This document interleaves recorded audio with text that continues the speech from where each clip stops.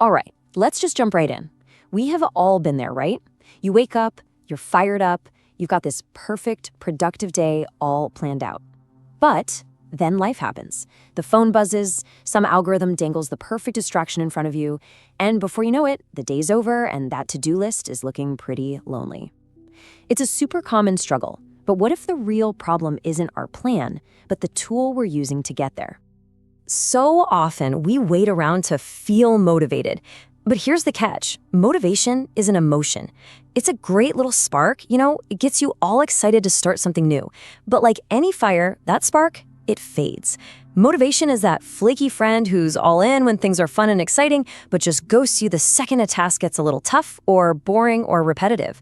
Relying on it is like trying to sail across an ocean, but only when the wind feels like blowing your way. It's just not going to work. And this just lays it all out so clearly. See, motivation is passive. It's something that happens to you.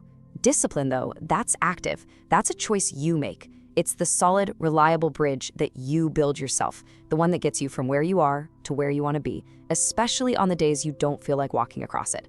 Discipline doesn't care if you're in the mood. It just shows up and gets the job done.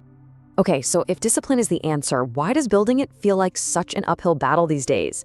Well, the hard truth is that our modern world, it's kind of working against us. Life has gotten so much easier in so many ways, right? All this comfort and convenience, it's also made us a little softer. It's weakening the very muscle we need for discipline. Think about it like this. Discipline is a muscle, and it only gets stronger with resistance. But our world is built to remove that resistance. We've got on-demand everything, movies, food delivered to our door, and a never-ending drip of dopamine hits from social media. These systems are literally designed to be addictive, to hijack our brains. This whole culture of instant gratification means we almost never have to wait, or struggle, or use self-control. And our discipline muscle, well, it just starts to wither away from disuse. Now, this quote gets to a really interesting paradox. We tend to think of discipline as a cage, as some kind of restriction, but it is the exact opposite. Real freedom isn't just doing whatever you feel like in the moment. That's actually being a slave to every little impulse you have. No, true freedom is being in command of yourself. It's the ability to make choices that serve your real long-term goals, free from the tyranny of your own whims and all those outside distractions. And this is where we can learn a ton from the ancient Stoics. And look, this isn't some dusty old philosophy. This was a practical, real-world guide for people like Marcus Aurelius, the emperor of Rome, the most powerful man in the world, and Epictetus, a man who was literally born a slave. They both figured out that the secret to a good life wasn't about controlling the world around them, but about mastering the world within them. At the very heart of Stoicism is this incredibly simple but powerful idea, the dichotomy of control. It's like a mental filter for your whole life. The Stoics said that the only things we truly, really control are our own thoughts, our judgments, and our actions. Everything else, the weather, what other people are doing, the economy, that's all outside of our control. And the so what here is huge. Just internalizing this one idea can slash your daily anxiety because it shows you exactly where your energy is being totally wasted. So how do you actually put this into practice? It's simple. When you're up against a problem, you just ask that one question. Is this in my control? If the answer is no, then worrying, stressing, getting upset, it's all pointless. The Stoic practice here is to just accept it.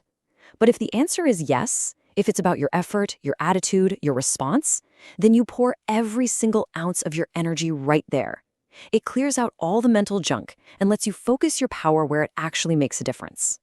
And this leads to this massive shift in your whole mindset.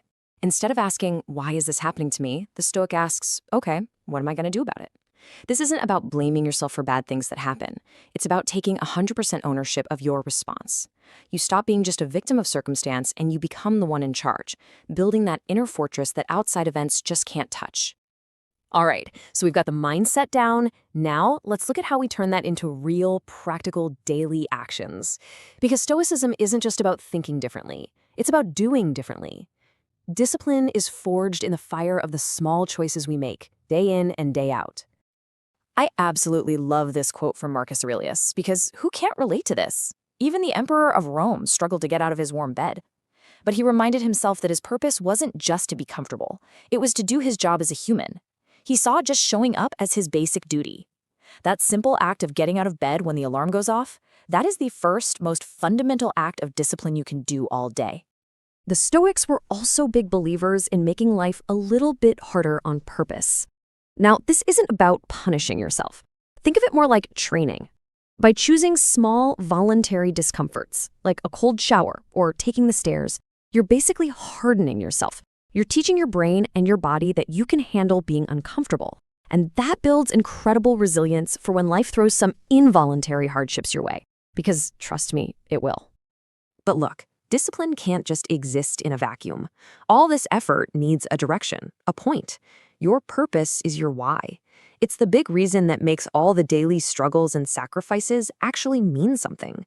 It's what turns a bunch of hard tasks into a fulfilling journey. Without a clear purpose, you're just grinding away aimlessly. With one, every single act of discipline is another step forward on a path that you chose. And finally, at the end of the day, you have this crucial feedback loop. The Stoics would do a nightly review. And the goal wasn't to beat themselves up over mistakes, but to learn. By asking these simple questions, you basically become your own coach. You celebrate the wins, you see where you stumbled, without judgment, and you make a plan to be just a little bit better tomorrow.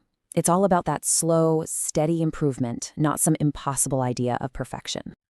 So, what's the point of all this? Is the end game just to get more stuff done and check off more boxes on a to-do list? Not at all. The real prize, the ultimate goal of Stoic discipline, is something so much bigger. It's about building an unshakable inner peace, a fortress inside yourself that is calm and resilient no matter what's happening on the outside.